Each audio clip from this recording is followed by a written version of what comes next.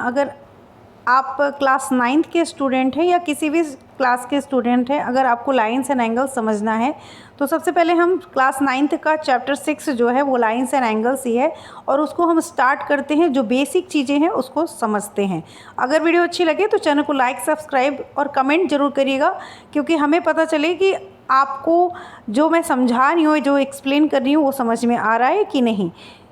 हर teacher से हर student नहीं समझ सकता है, और हर टीचर हर स्टूडेंट को समझा भी नहीं सकता है। तो मैं अपना जानना चाहती हूँ कि जो मैं समझाना चाह रही हूँ वो आपके समझ में आ रहा है। जो बच्चे पढ़ना चाहते हैं वो हमारे चैनल को ज्वाइन कर सकते हैं। तो चलिए देखते हैं लाइन सेगमेंट क्या होता है। तो सबसे पहले लाइन सेगमेंट के लिए आपको एक लाइन है, सपोज़ ये लाइन है, ठीक है। अब इस लाइन में हमको इस लाइन के अगर कोई पार्ट ले ले, पार्ट क्या होता है? टुकड़ा। अगर एक छड़ी लें, उसके बीच से काट दे, टुकड़े कर दे, तो वो चीज़ होता है लाइन सेगमेंट, मतलब पार्ट या पोर्शन, उसका हिस्सा, ठीक है। तो अभी ये लाइन है, ये लाइन है, ये क्या है? एक लाइन है, और हमको क्या करना है? इसके सेगमेंट लेने हैं, यानी ये पार्ट लेना है। अब ये जो पार्ट है, ये जो पार्ट है, इसको हम क्या कर सकते हैं? इसको हम कर लेते हैं यहाँ से, ये जो पार्ट बना हुआ है आपका, रुकिए, इस पार्ट को मैंने एक नाम दे दिया ए और ये बी। तो इसके एक तो अगर अब इसको अगर मैं अलग निकाल लूँ तो मान लीजिए ये लाइन, ये जो सेगमेंट था ना, ये जो सेगमेंट था, यही चीज़ हम यहाँ ला दिए, ठीक है। और उसके बाद हम क्या देखते हैं कि इसके एक एंड पॉइंट और दूसरा ये एंड पॉइंट। तो किसी भी लाइन सेगमेंट में क्या होते हैं? 2 एंड पॉइंट होते हैं। तो लाइन सेगमेंट की अगर डेफिनेशन लेनी हो तो क्या लिखेंगे? A part of a line, एक लाइन का ऐसा पार्ट, ऐसा हिस्सा जिसके क्या होते हैं? 2 एंड होते हैं, 2 एंड पॉइंट होते हैं। एक एंड पॉइंट ये है, एक एंड पॉइंट ये है। जैसे कि इसमें एक एंड पॉइंट ए है और दूसरा एंड पॉइंट इसका बी है, उसको क्या कहते हैं? Line segment. तो ये हो गई आपकी लाइन सेगमेंट की डेफिनेशन। अब नेक्स्ट टॉप है हमारा कि रे क्या होता है। तो अगर इसी लाइन के एक ऐसा पार्ट करें जिसमें एक एंड पॉइंट हो, एक एंड पॉइंट हो, ओनली 1 एंड पॉइंट, तो उसको क्या कहते हैं? रे कहते हैं। A part of a line with 1 and point is called रे, ठीक है। तो रे आपको समझ में आ गया होगा, और ये डेफिनेशन भी आपने नोट डाउन कर ली होगी। रे के लिए देखिए इस तरीके से डिनोट करते हैं, और जो लाइन सेगमेंट है उसको वो ए बी के ऊपर सिंपल सीधी सी लाइन है, और रे वाले में क्या है? एक एरो टाइप का बना हुआ है। तो इस तरीके से इसको डिनोट करते हैं। हालांकि जब हम लिखते हैं तो डायरेक्ट लिख देते हैं कि A B is ray and B C is line segment, तो हम सिंबल्स का यूज़ बहुत कम किया जाता है। और क्या समझना है हमको, देखते हैं।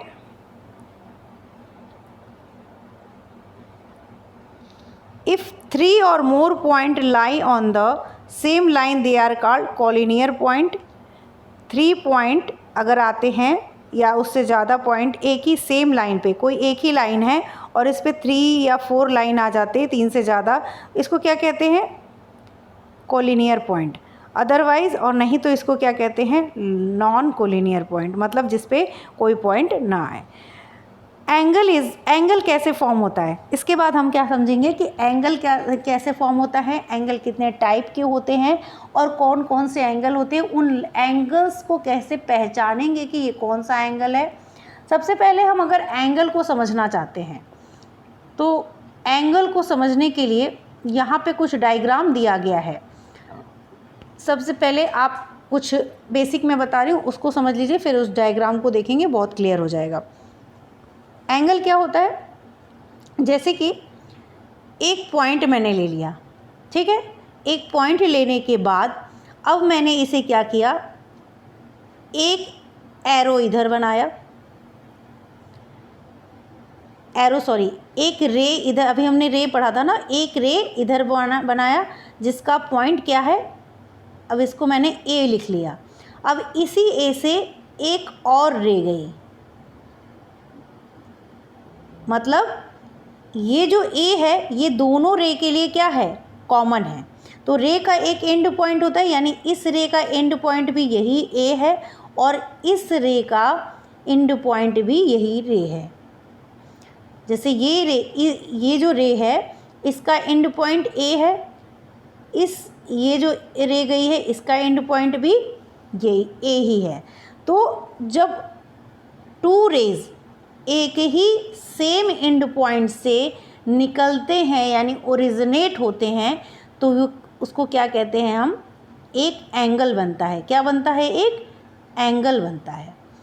To rays are originate from the same end point. End point हमारा ए था यहाँ पे, और फिर से देखते हैं, जैसे आप अगर यहाँ पे देखिए ये एंगल है ना, तो यहाँ पे अगर मैंने एंड पॉइंट रख दिया और इसका नाम दे दिया ए, तो इसी एंड पॉइंट से एक रे इधर गई और दूसरी रे इधर गई।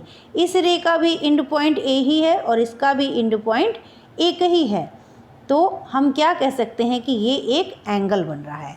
तो एंगल की डेफिनेशन क्या थी, एंगल की डेफिनेशन ऊपर हमने क्या देखी, an angle is formed when two ray originate from the same end point. ठीक है, इतना डेफिनेशन आप लिख सकते हैं।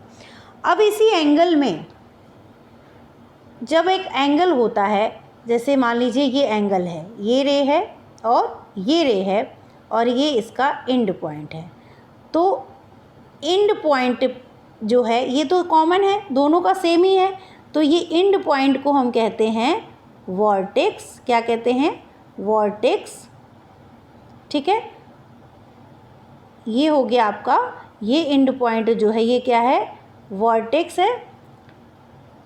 और ये जो टू रेज गए हैं, क्या गए हैं, ये जो टू रेज गए हैं वो क्या कहलाते हैं, आर्म्स कहलाते हैं। क्या कहलाते हैं, आर्म्स कहलाते हैं।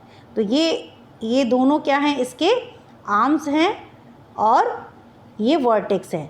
यानी हमारा ये वाला पॉइंट क्या है, सपोज इसको ए लिख ले, तो ये क्या है, वर्टेक्स है और ये जो गया है ये इसके आर्म्स हैं।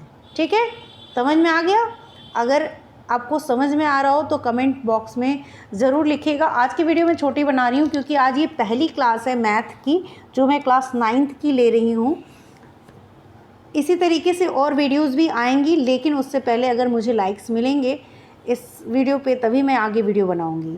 साइंस की क्लासेस में NCERT की जो भी चीज़ें हैं स्टार्ट करने जा रही हूँ। साइंस की एक सीरीज़ जो आपको प्लेलिस्ट मिलेगी साइंस की, NCERT की ख़ास तौर से, जिसमें आपको ये सारी चीज़ें मिल जाएंगी। अगर आप सीटेट की तैयारी कर रहे हैं या सुपर टेट की तैयारी करने वाले हैं तो भी आप मेरे साथ ज़रूर जुड़िए, क्योंकि मैं उसकी भी वीडियोस एक प्लेलिस्ट आपको मिलने वाली है, जल्दी ये सारी चीज़ें मिल जाएंगी। Thank you. आज के लिए इतना ही। आगे के उसमें हम पूरा, अब ये एंगल्स कितने टाइप के होते हैं या इसके जो एक्सरसाइजेज हैं उनको भी हम देखेंगे। और क्लास 7, क्लास 6 हर क्लास के बच्चे आप चैनल को सब्सक्राइब जरूर कर लीजिए। 1-2 दिन में हम NCERT की क्लास पूरी की पूरी स्टार्ट करने जा रहे हैं। Thank you.